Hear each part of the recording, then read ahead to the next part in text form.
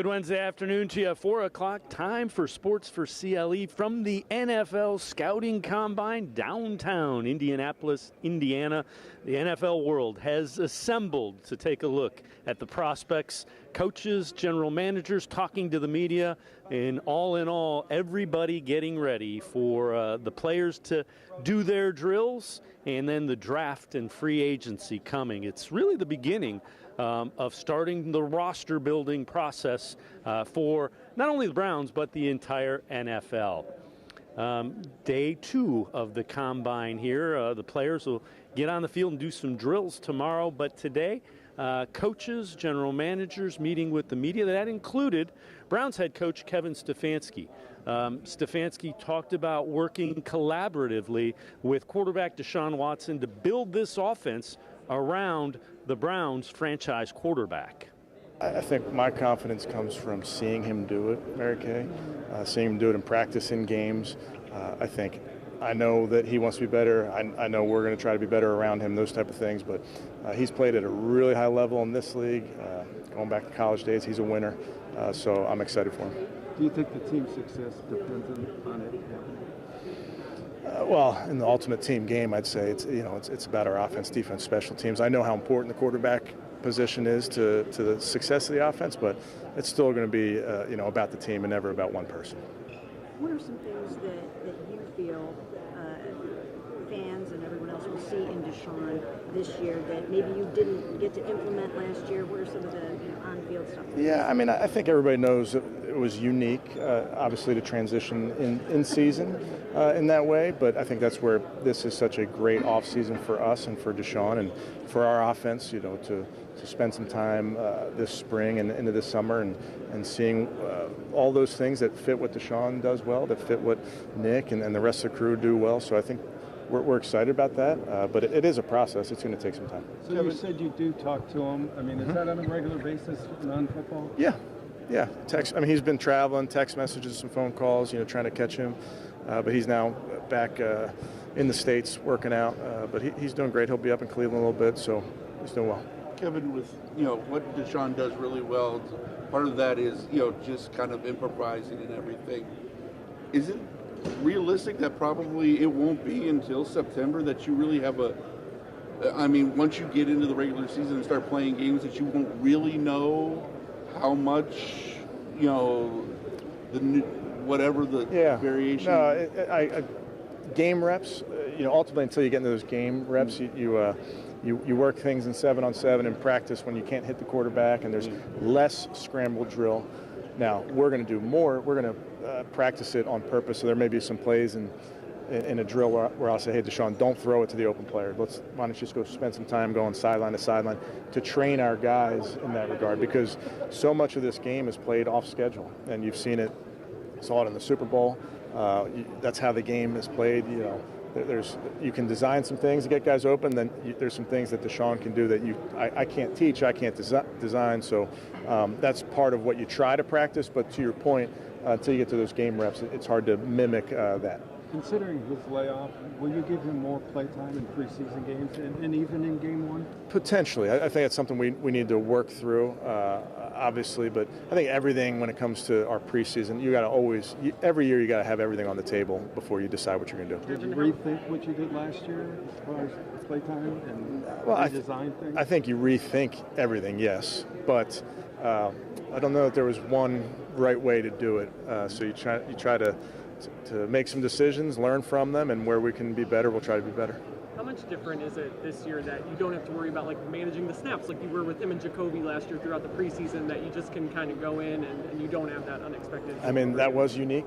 We tried to put together a plan that got Jacoby ready to play, got Deshaun ready to play. So it's I don't know that there was, again, I wish I knew what the exact right percentage was, but this year it's going to be about obviously getting Deshaun ready to play.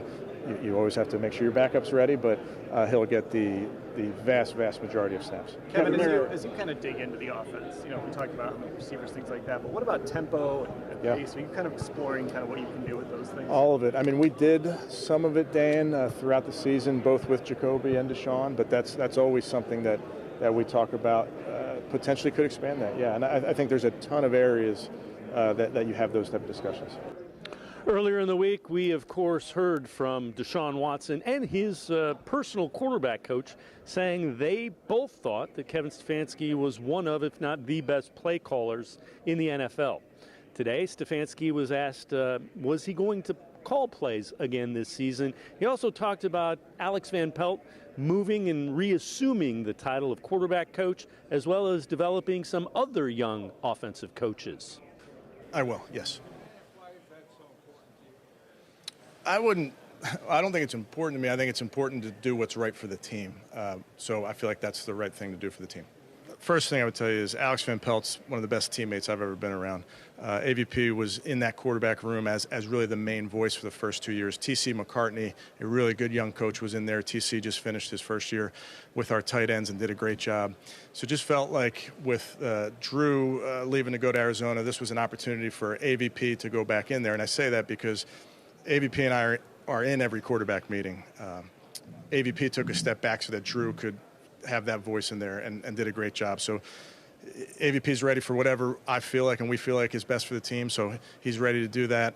I think it brings continuity to the position.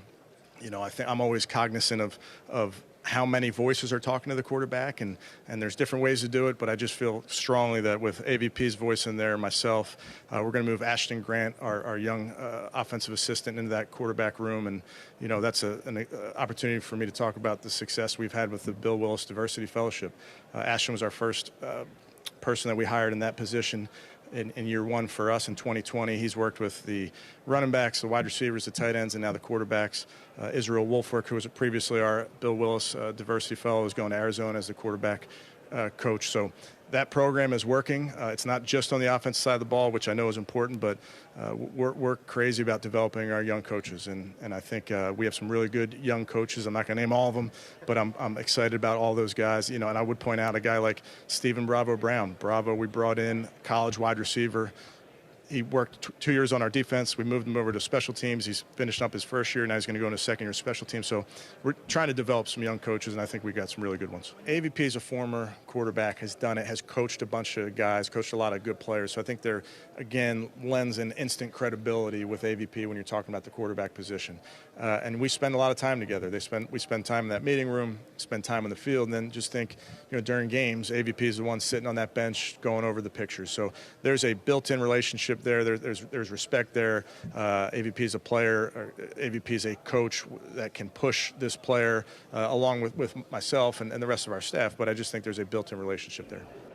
Of course, the NFL Scouting Combine means it is getting serious in terms of roster building. Kevin Stefanski talked about the evaluation process with the draft-eligible players. Of course, free agency will hit in a couple of weeks without question.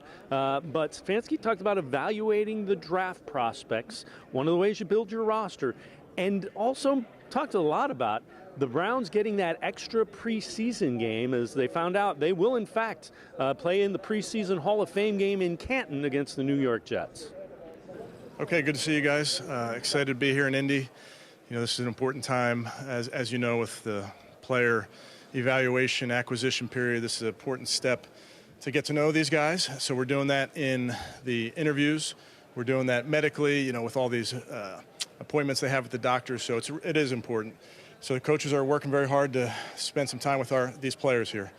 But excited about where we are, and happy to talk about some of the things that are going on, including you know, being able to announce our staff a couple days ago, which is an exciting time for us. And it was a lot of work, but proud of the group that we're able to put together. So with that, I'll take any questions.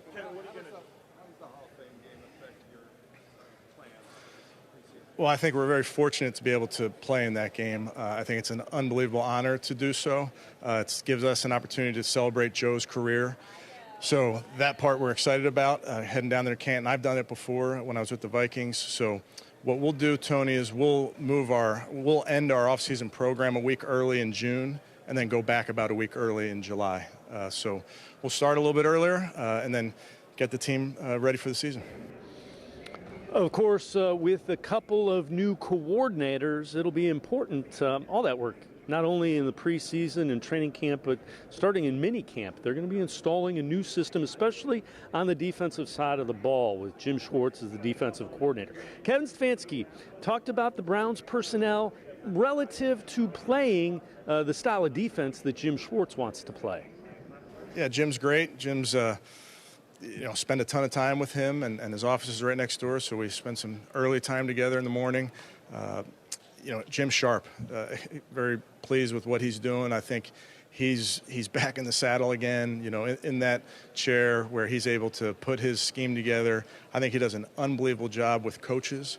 So just listening to him coach the coaches, listening to him talk about his scheme and the things that we're going to do.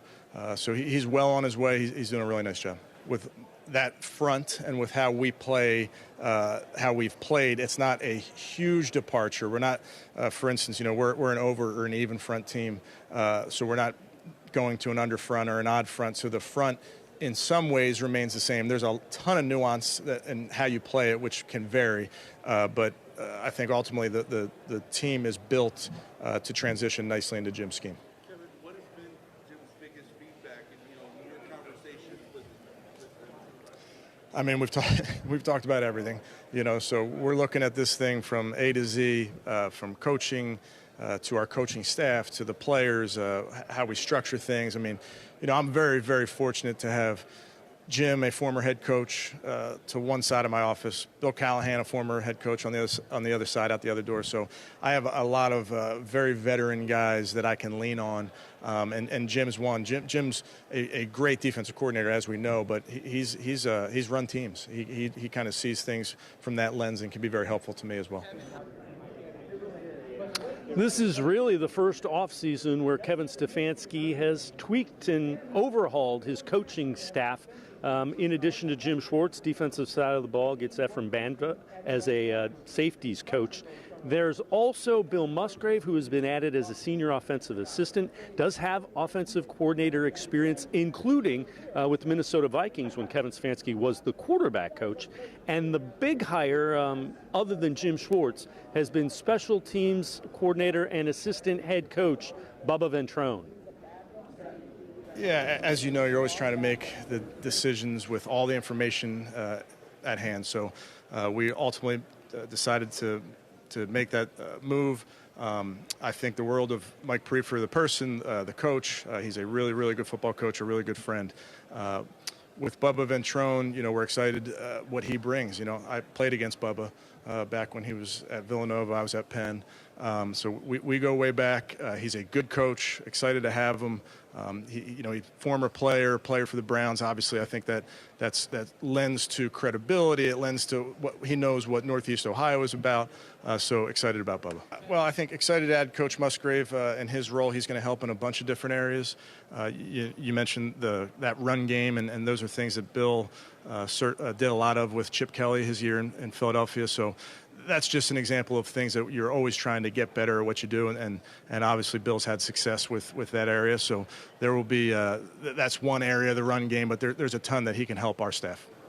Yeah, Ephraim was somebody that came highly recommended to us, and we talked to a lot of people. We really were diligent about this process, and I just think you have to be. And I think also with the league is being more deliberate about all of their hiring. I think that's one of the things you saw with the head coaching hiring this season as well. But try to spend as much time as we can to search every avenue for good young coaches, good coaches, period. So spent some time with Ephraim, put him through an interview, did a ton of reference work on him, and all of it was so positive, and getting to know him, you get to feel his energy. He's had a unique path to coaching, so certainly excited to get him in our building. Kevin Stefanski said the search to add to the coaching staff was exhaustive, and he's very happy with the results and the coaches they have added to his staff as they get ready for the 2023 season. We're just getting started on this edition of Sports4CLE from the NFL Scouting Combine. Browns beat reporter Scott Petrak, Jared Mueller from Dawgs by Nature, Aditi Kinkhabwala, and Chris Sims all straight ahead. Stay with us. We're talking Browns from the NFL Scouting Combine on Sports4CLE. We'll be back after a quick timeout. The Ohio Lottery Partners in Education program recognizes role model students and teachers from across Ohio. Nominations can now be done completely online. To nominate a deserving teacher or student, go to ohiolottery.com. In the About section, find Partners in Education. There you will find links to the nomination forms. Students, kindergarten through 12th grade, can be academic all-stars. Teachers can be honored as a Teacher of the Month. The Ohio Lottery Partners in Education, where stars shine. The Greater Cleveland Sports Hall of Fame celebrates the star athletes and notable sports figures who were born or have made their home in Greater Cleveland. It tells the story of discipline, commitment, perseverance, sportsmanship, and excellence in achievement. It encourages and inspires those who believe in sport and its direct impact on the well-being of our community. Go to clevelandsportshall.com or follow us on Twitter at GCLE Sports HOF for more details.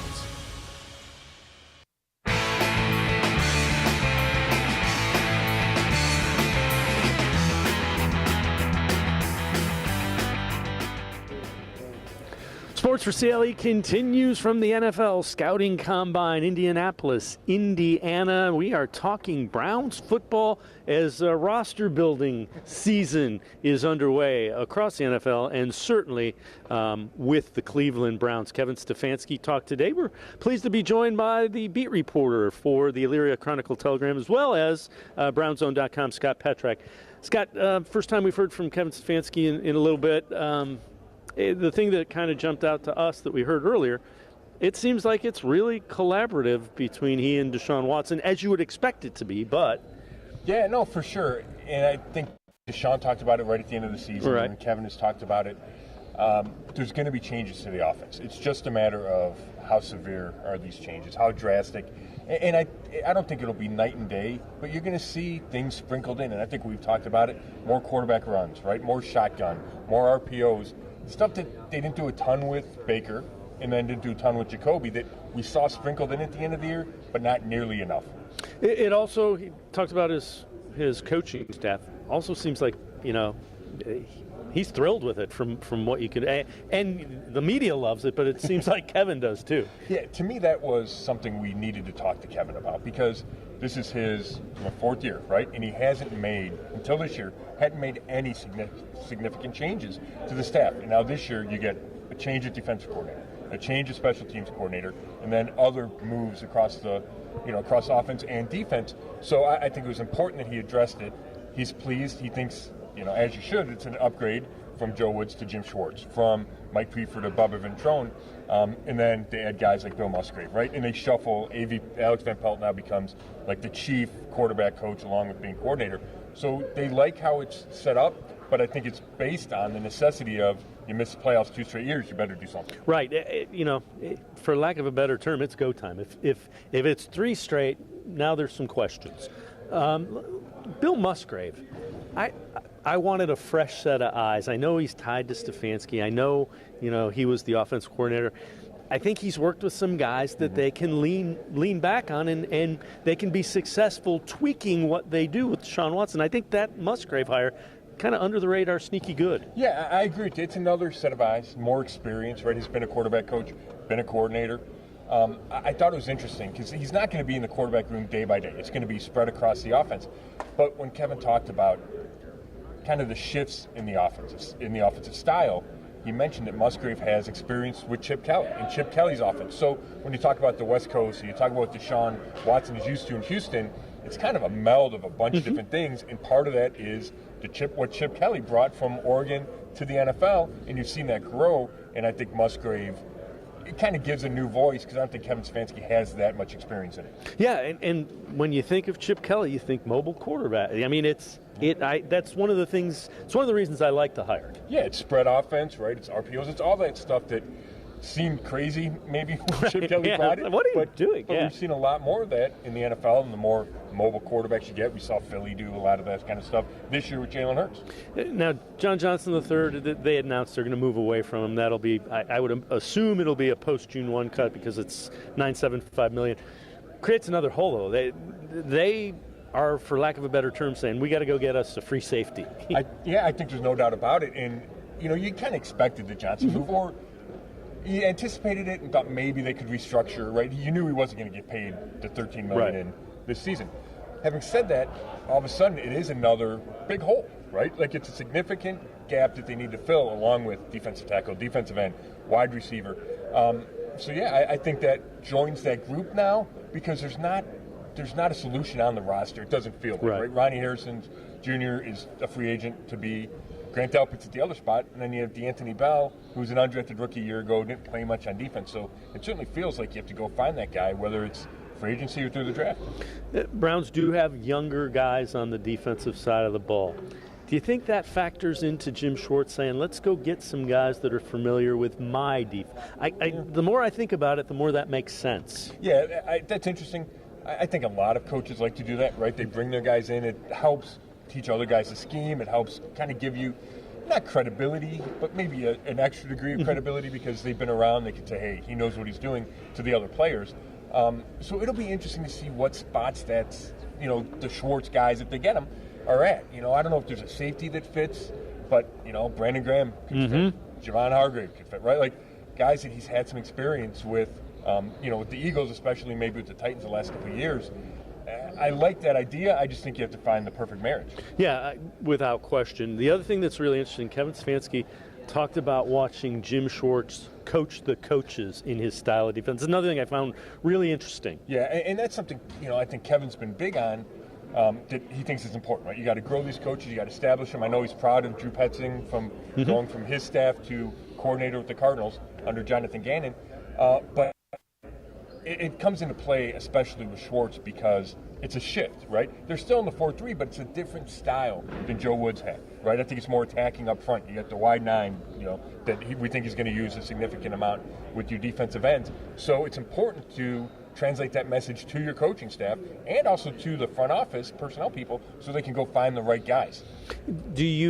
Were you buying Kevin's response that he thought that there were enough of the defensive linemen to play Jim Schwartz? I was a little skeptical with that one. No, that's... He's not going to say, right? We need everybody. Yeah, I mean, some guys do, right? Some guys are honest, like, hey, that's a big hole.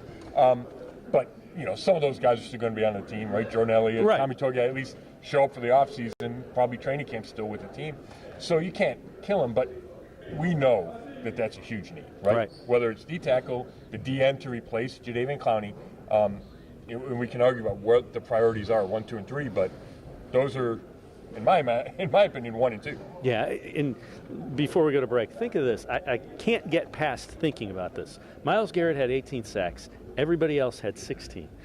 He chases potential quarterbacks up into your defensive tackles because they're not getting around him. They're stepping up.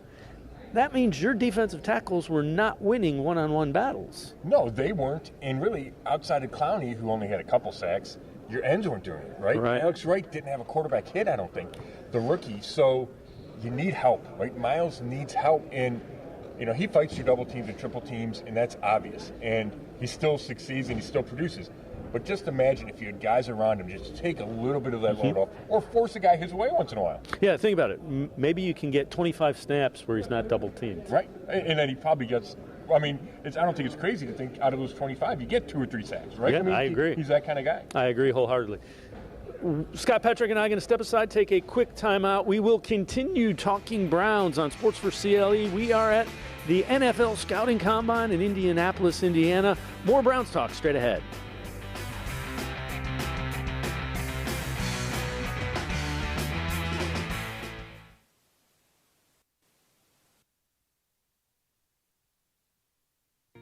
The Ohio Lottery Partners in Education program recognizes role model students and teachers from across Ohio. Nominations can now be done completely online. To nominate a deserving teacher or student, go to ohiolottery.com. In the About section, find Partners in Education. There you will find links to the nomination forms. Students kindergarten through 12th grade can be academic all-stars.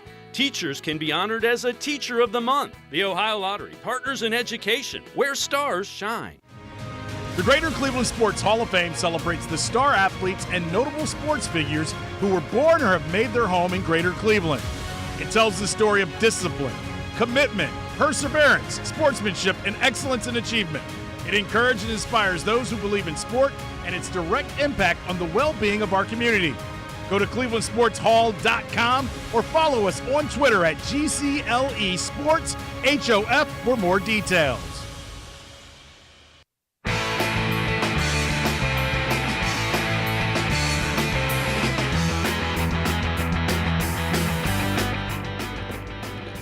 We are live from the NFL Scouting Combine in Indianapolis, Indiana, here on Sports4CLE. Most of the action for the day has wrapped up. They'll ramp things back up tomorrow as it continues. And really, as the off-season, the roster-building season right around the corner as the league year starts. But, Scott, this is really where you get a chance to hear some of the young guys, some of the names that have been attached to the Browns. Some will admit that they've talked to him. Some will say they've talked to everybody.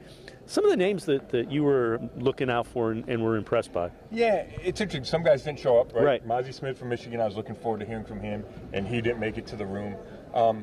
But there's always guys, and I think it's just, I don't want to mess up any names, but Nolan Smith from Georgia. He feels like an undersized defensive end, but I believe Jim Schwartz has the flexibility in his scheme and what he's looking for, that if the Browns love this guy, they could put him opposite Myles Garrett, like we talked about, maybe in a rotation, and let him rush the passer. And I'll tell you what, there's guys every year, because there's 300 guys who talk, that just blow you away with their interviews, and he was one of them. I couldn't leave. I just happened to stop by and see him, and I couldn't leave. He went from laughing. He criticized people that transferred and said, if you're married, you don't transfer after 10 years when things go bad. And then he got emotional, talking about the death of his teammates at Georgia.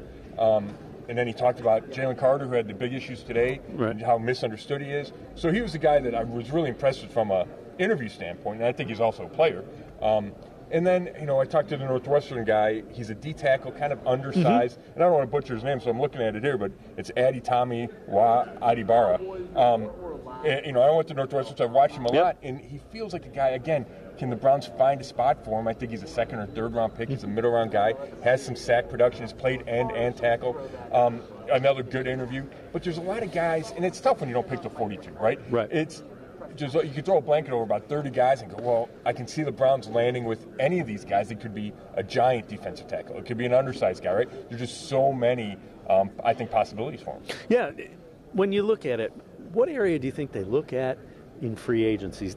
Free agency is like, we need guys to come in and produce. Well, and that's where it starts, right? I mean, this whole process starts with free agency, and then you go to the draft going, okay, where do you fill holes? Even though, it's the best player, but it's also about where do you fill the remaining holes? And I think when Andrew Berry talks, I think he's serious when he says you have to have the flexibility, that he doesn't know what the draft plan is because he has to see what happens in free agency. He doesn't even know the free agency plan yet because it's still a couple weeks away. Right? Like, he's got ideas. So I think in free agency, I'd chase a top defensive tackle, right? And it's not going to be Payne because the Commanders franchised him. So is it Javon Hargrave, right? Like, does it get too expensive, or do you focus on him and go, that's the guy you're going to chase? And he's older, so maybe get him on a shorter-term deal. I like that idea, and I like saving maybe receiver for the draft. Yeah. What do you think about free safety? That's a one you got to plug now. I don't know that they can go Jesse Bates, but there's other guys, and Epps has some ties to Jim Schwartz. Yeah, it's interesting. I don't think you can spend Jesse Bates money. Right. It seems like you're saving the money in Johnson. Do you turn around and spend it on another guy at that position? I don't think so. I think you allocate your resources differently. But maybe it's a second-tier safety, right? I don't think the draft is out of the question and say, hey, go get a guy you love, even if it's 42. Go get a guy you love, and he's your safety for the next 5 years. I think that's in the equation. But if you can fill it through free agency with a relatively inexpensive guy, that makes some sense. The other thing that Andrew Berry talked about yesterday, and Kevin Stefanski alluded to it, they feel like they can do whatever they need to do to improve the roster. You're going to see restructures, and they will get enough cap space. Yeah, you know what? Andrew Berry said that at the end of the season, but then I still came in wondering about it. You see the number, you're minus $14 million, right? And how do you clear all this cap? And I asked him about it, and he was adamant that it's not a problem. They can figure it out. And it's not all semantics, right? At some point, you got to pay the money. Right. But you can turn Deshaun Watson, let's say his $46 million salary, you can turn it into bonus money. And then all of a sudden, all this cap space clears up. So they're confident it's not an issue. I believe them. They're smarter about the cap than I am. So I don't think they can go hog wild in free agency, but they can get 2 or 3 guys that they need. The other thing is they did admit that when you have a quarterback on a big contract, you gotta work around that. I mean, that's just the reality, right? And other GMs have talked about that. Other coaches this week have talked about it. Brandon Beane from Buffalo said, it's not a hassle, but it ties our hands a little bit with Josh Allen's contract, but I wouldn't want it any other way because you have Josh Allen, right? So the key is Deshaun Watson has to play like a guy worth $46 million. If he does that, then you can figure out the rest. If he doesn't perform to that level and isn't on the same plane as Burrow and Allen and all those guys, then it's a bad deal, and he's not lifting your roster up when he needs to because he's making so much money. Is there an area, is it defensive tackle? What area concerns you the most and their ability to fix it? That's a good question. I would say D-tackle just because you need multiple, right? It's 2 or 3, which is harder than, okay, we got to go find one end. You got to go find one speed receiver, right? I don't think there's a ton of receivers in free agency that I love, but there's guys in the draft you can find with speed, right? Especially if you're looking for one quality, over others. But it's the multiple guys you need at D-tackle. I mean, it might be 2 starters and a bench guy. Right, and the other thing is, if somebody decides we got to have Javon Hargraves, now you already lost Payne, who got franchised. Now you're down to the 3rd, 4th, or 5th guy that you might have had on your wish list. Which could shift your thinking and you go, okay, well, we need to sign one of those guys, right? I'm just throwing a name out there. It's a Larry Ogunjobi, right? A guy you think, okay, we're comfortable, he can come in and start. And then you think about pairing that guy with number 42. And you shift your free agent money to defensive end or safety or receiver.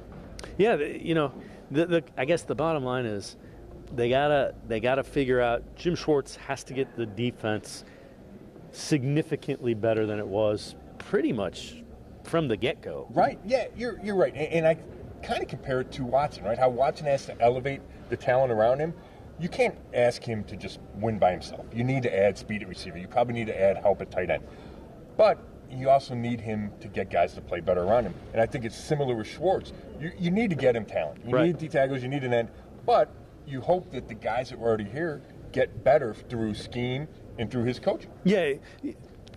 Can he unlock Perrion Winfrey? That's the perfect. If he can, you might have one of your guys that, because he likes to get upfield. The things that he's looking for, Winfrey can do. No, that's a great point. I kind of forget about Perrion just because he didn't have an impact last year, right? But he's certainly a candidate to fill one of those spots this year, right?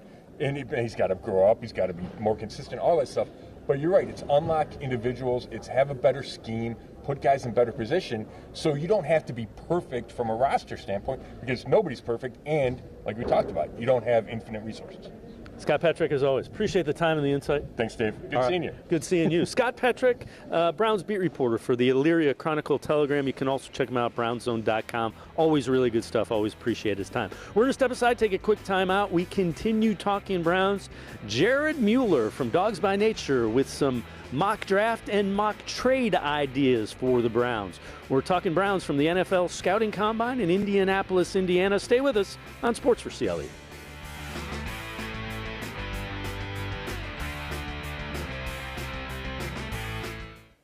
Come back to go forward. Back to learning new things. Back to pursuing your dreams. Tri-C has flexible learning options to fit your life. And every year, more than 1,000 local companies provide Tri-C students with real-world learning. The right education can boost your lifetime earning power by hundreds of thousands of dollars. Start now with a college education you can afford. Tri-C, where futures begin.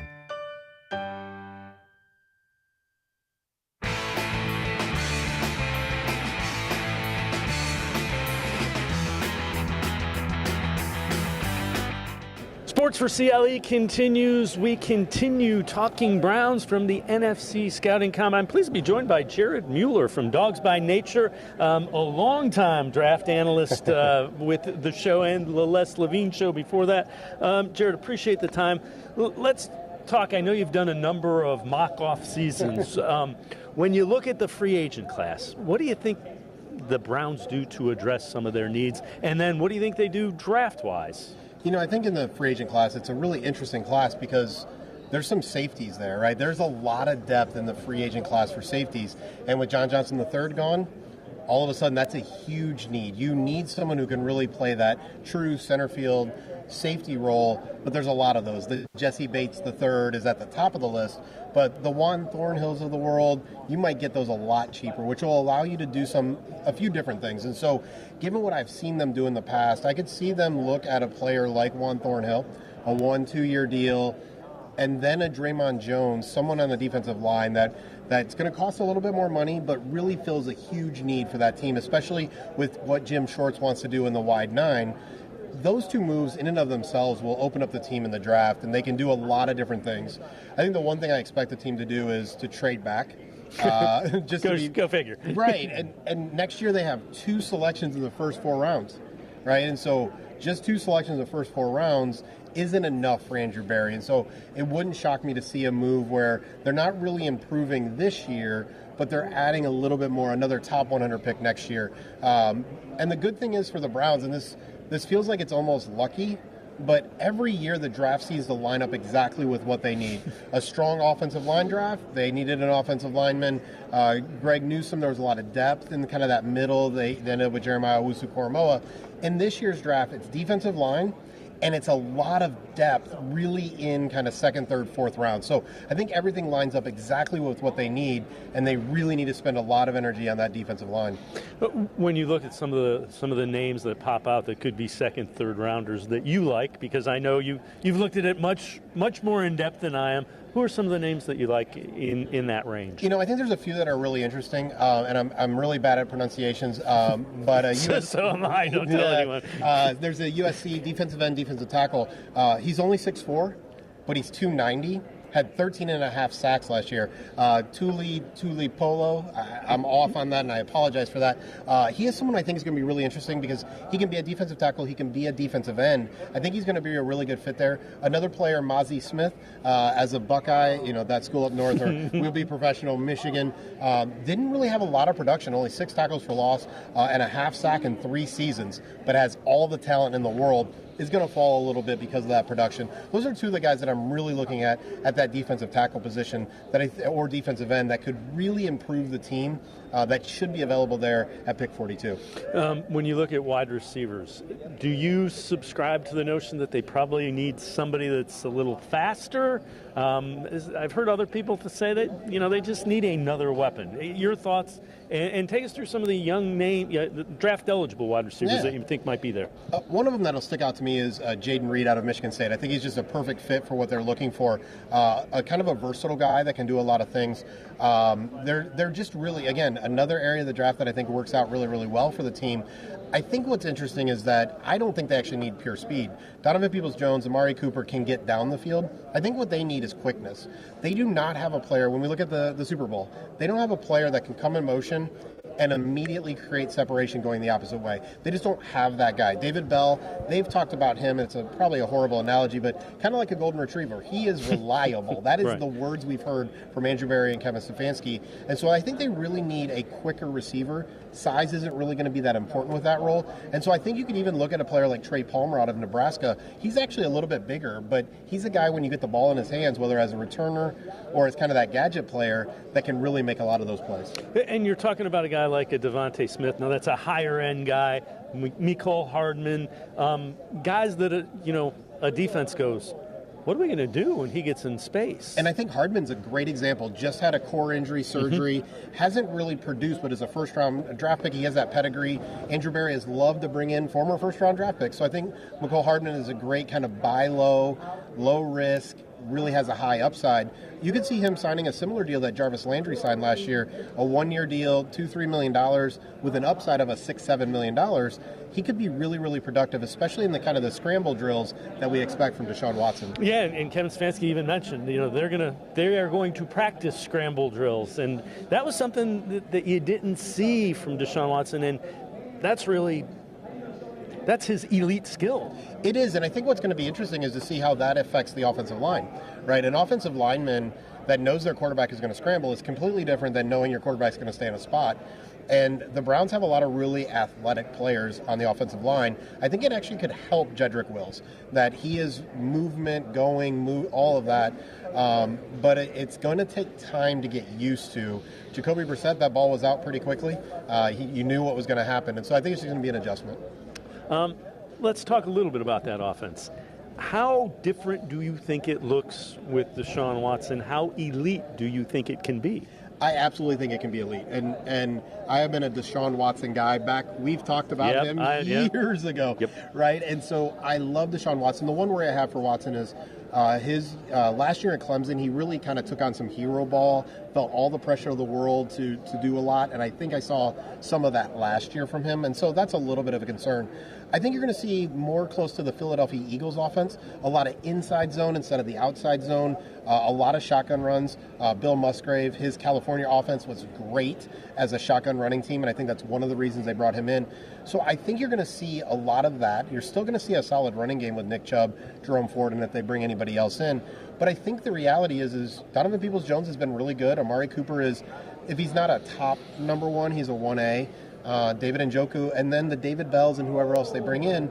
Deshaun Watson is getting paid to raise the ceiling of those players, and I think he's shown that he can do that. We've seen some of the players leave him and not really be that good, and so I think Watson can do that, and I think this year the pressure will be off.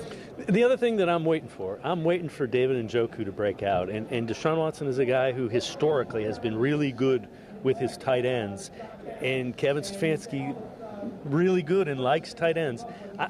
I see seams opening up for David Njoku in the near future. Absolutely, I see seams and I see the ball getting there on time, and I think that's one of the things that Watson does really well. I love his press conferences. He will talk about what happened in the defense, and you're like, "Thank you for the education. I needed to hear it in your words." He's going to know that's going to open up. He's not a quarterback that needs to see it, then deliver. He knows what's going to happen, and he's going to deliver the ball on time really often. And so those seams are going to be, that's a great way to say that. You know, for Njoku, really, obviously health is going to play a little bit of a role. But beyond that, I just wonder, how far are they going in that passing offense where you're going to be able to get Cooper, DPJ going into free agency, and Njoku enough targets? That's absolutely a fair question.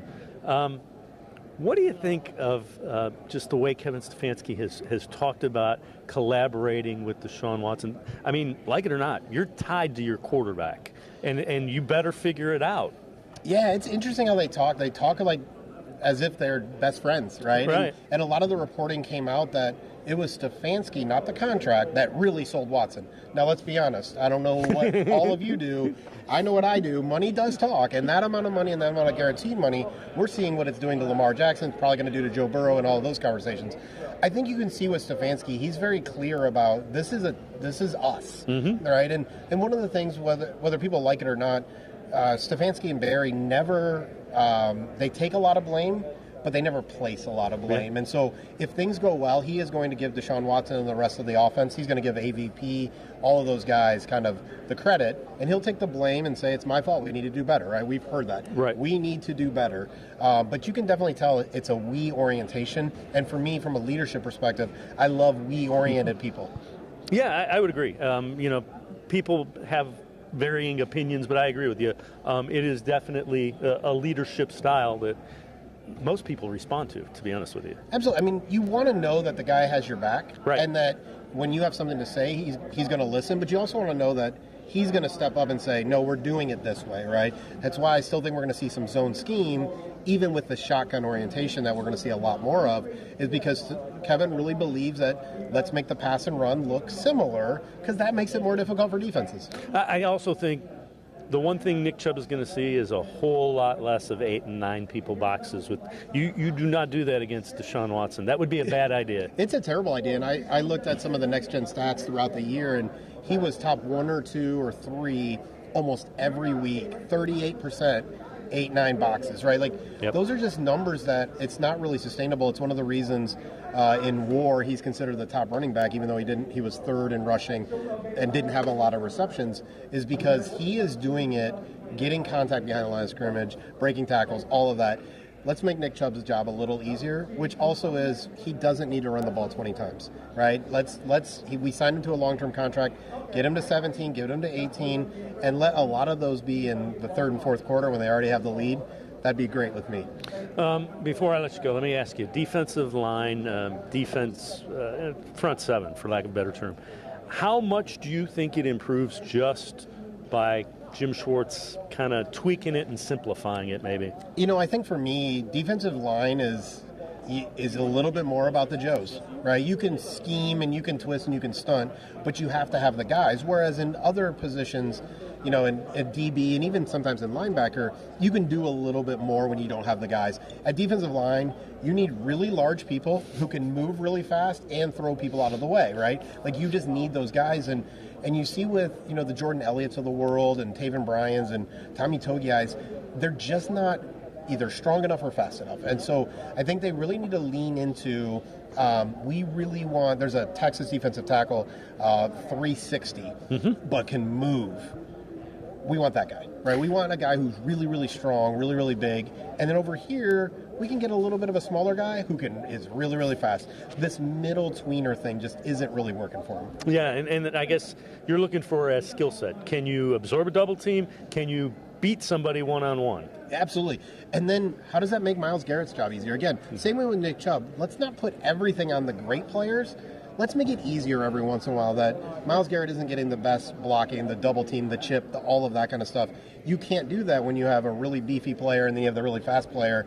And then you have Alex Wright on the other end, who's also a very large human being, right? If you can do all of that, all of a sudden Myles Garrett can just do things a little bit easier.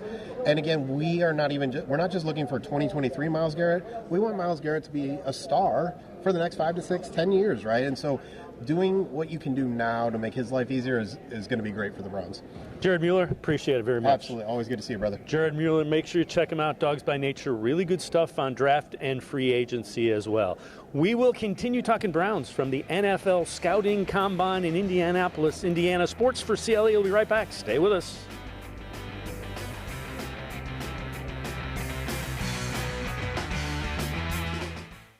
The Ohio Lottery Partners in Education program recognizes role model students and teachers from across Ohio. Nominations can now be done completely online. To nominate a deserving teacher or student, go to ohiolottery.com. In the About section, find Partners in Education. There you will find links to the nomination forms. Students kindergarten through 12th grade can be academic all-stars. Teachers can be honored as a Teacher of the Month. The Ohio Lottery Partners in Education, where stars shine.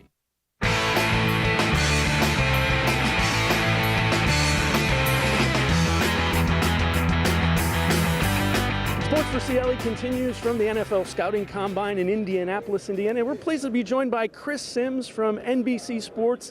You hear him all the time on our show. We've used your stuff from Pro Football Talk as well. Appreciate that. Chris, appreciate it. Let's talk a little bit about Deshaun Watson. Yeah.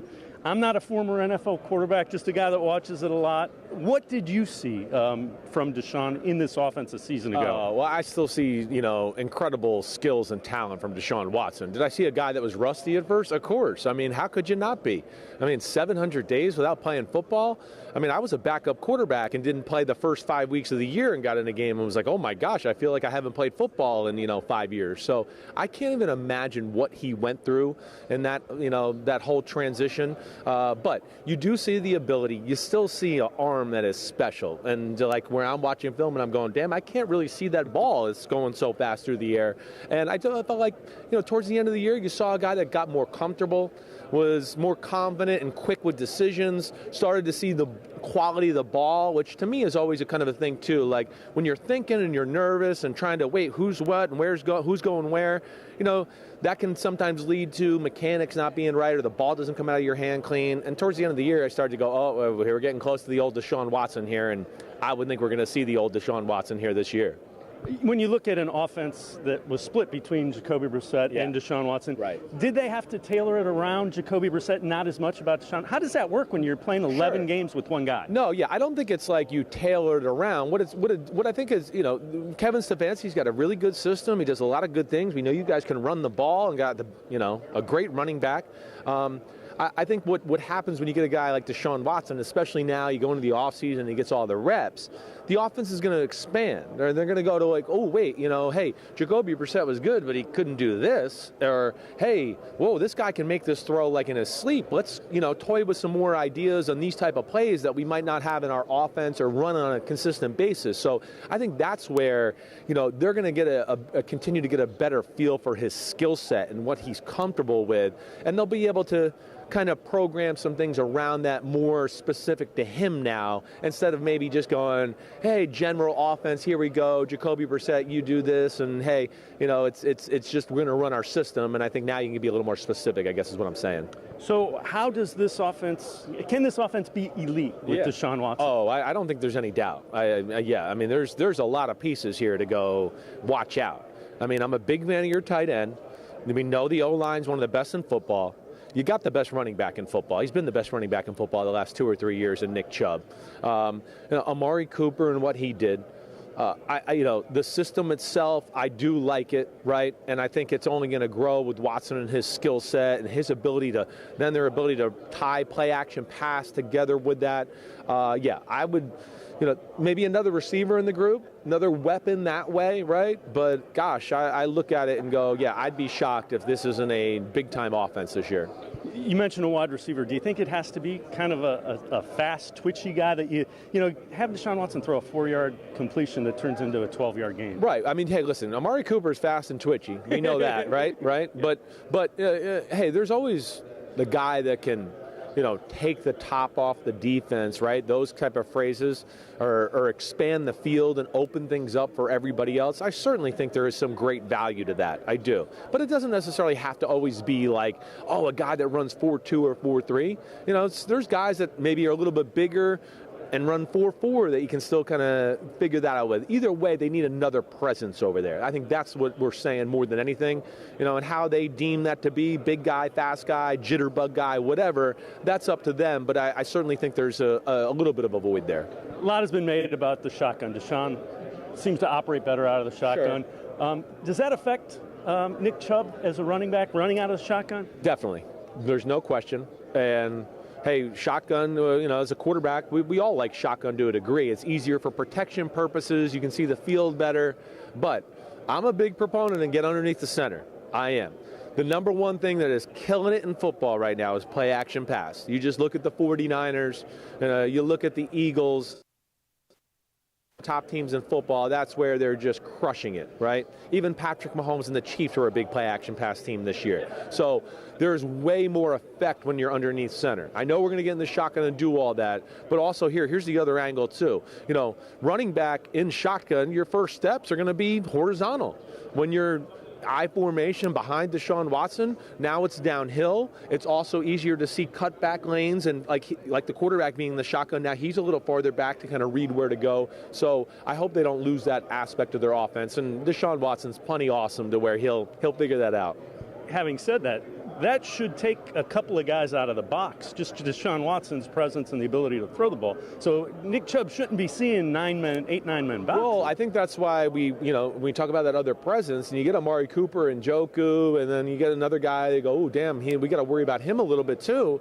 It's going to put teams in a bind. It is. And again, that's something that Philly did. Oh, you're going to go all in and stop the run? Oh, now A.J. Brown's 101. You sure you want to do that? Oh, you want to go all in and stop the pass? Well, we got this great offensive line, and you're going to just open up big holes. So I think that's a predicament that this Browns offense has potential to put a lot of defenses in. In Cleveland, a lot of people are talking about Kevin Stefanski calling plays. Can he do it and be the head coach? As a guy that played quarterback, what do you see from his play calling? Yeah, I mean, listen, he's got it all ball. There's everything in there. And I was a little bit suspect when he first got the job. I'll be the first one to tell you that. He showed it to me.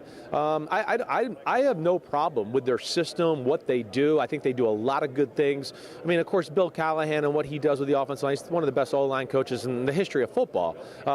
So there's a lot of good there. I'll give you one area that I would like to see them change. To me, it was I-form underneath the center, and then the very next play, it's empty with 5 receivers. And to me, listen, I know we all got to get an empty and shotgun and do all that time, but I would like to see maybe a little bit more of, how would I say this the right way, marrying of plays and looks together a little bit more that way. And I think they can play more off of that underneath the center, the threat of the run type of thing that, again, you get in the spread and it's nobody in the backfield. We all know what you're doing. You're throwing the football, right? And I think they lose an avenue of deception and putting the defense in a bind. Maybe they're a little too quick to do that, in my opinion, sometimes. All right, last thing I'll ask you before I let you go. What do you think the offense evolves to this year with Deshaun Watson under Kevin Stefanski? What's added to it? Yeah, I don't know if there's going to be a lot added to it. I think it goes back to kind of what we started off with. It's just that they're going to be able to, like Mahomes got to Kansas City, and they were like, wait, we never did this before, but this guy can do it so easily. Let's have this guy go this way, and this guy go deep, and the other guy go deep, and he'll figure it out and make throws. I think they're going to be able to tinker with, a more explosive pass game.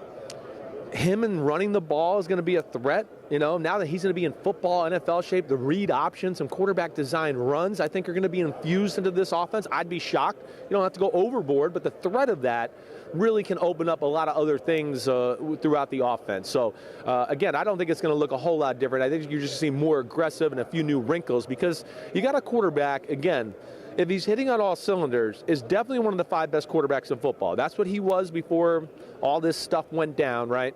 I'm pretty hopeful with his work ethic, his demeanor, how he is, how much he loves the game, and what I've seen before, that he'll get pretty close to that again. Chris Sims, appreciate it. Thanks very much for the time. No problem. Chris Sims from NBC Sports, Pro Football Talk. The Scouting Combine from Indianapolis. Sports4CLE will be right back with more Talking Browns from the NFL Scouting Combine.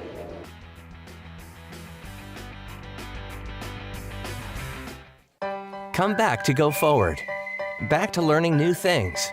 Back to pursuing your dreams. Tri-C has flexible learning options to fit your life. And every year, more than 1,000 local companies provide Tri-C students with real-world learning. The right education can boost your lifetime earning power by hundreds of thousands of dollars. Start now with a college education you can afford. Tri-C, where futures begin.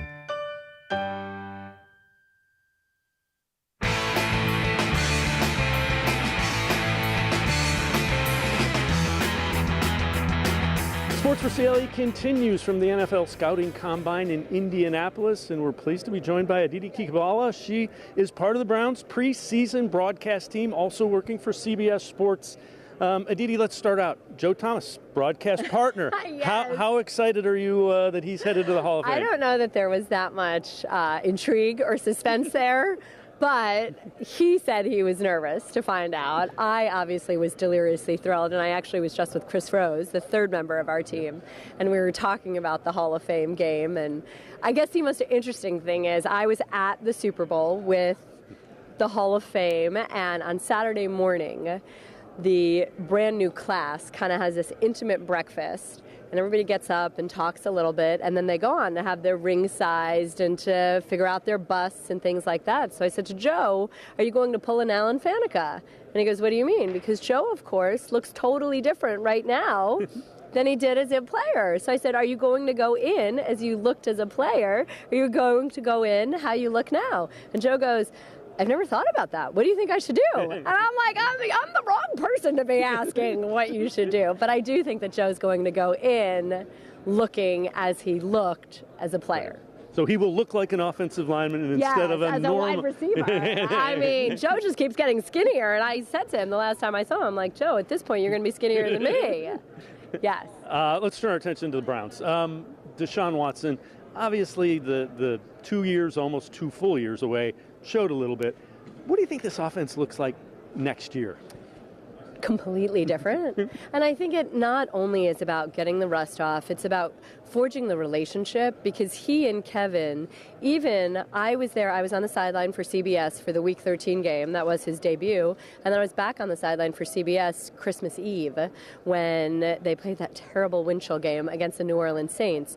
And I remember in our production meetings, I was asking Deshaun about the progression in just whatever was 3 or 4 weeks, and he was saying just how much more comfortable and how much more at ease, and you're learning each other's language. And I think all of that, and especially having an off season to work on, this is what I like and this is what I'm thinking, and that's one of the best parts of Kevin Stefanski. He's not wedded to anything. He wants to run and call and install what his players feel good about. So Deshaun has the ability to say, I like this, let's do this, and Kevin doesn't take it personally. So I think that having had the whole offseason together, having had a whole training camp, having had a week 1 start will make a significant difference. And when you think about successful franchises, it's always a head coach and a quarterback, and they are joined together. And now, and they seem like they're very happy. I mean, Deshaun came out and said with his personal quarterback coach, he thought Kevin Stefanski was one of, if not the best play callers in the NFL. Well, and they both talked about that too when the Browns made the decision that yes, they were going to be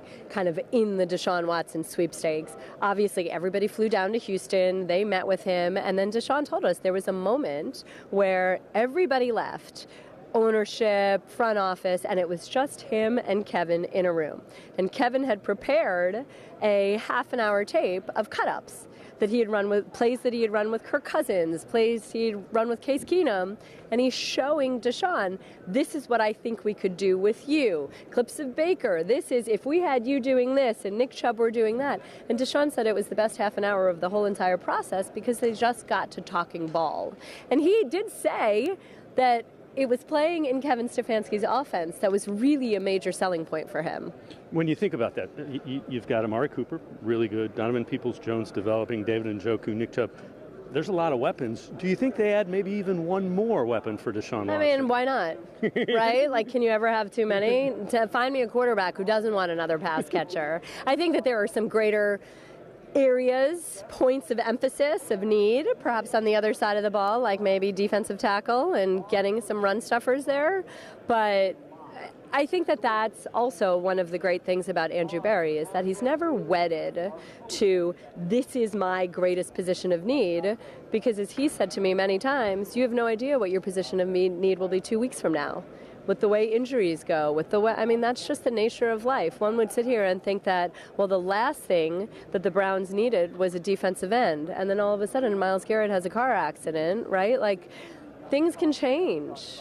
When you look at that defensive line, that's got to be an area they address without. That was a deficiency last year. And that was the question, right? In training camp going in, when you are looking for, okay, what is a potential hole? It was indeed the interior of that defensive line. And there were these young players, and you hoped that they were young and hungry, and that would ameliorate for a lack of experience, and that's not the way that it played out. And in the AFC North, you have to be able to stop the run.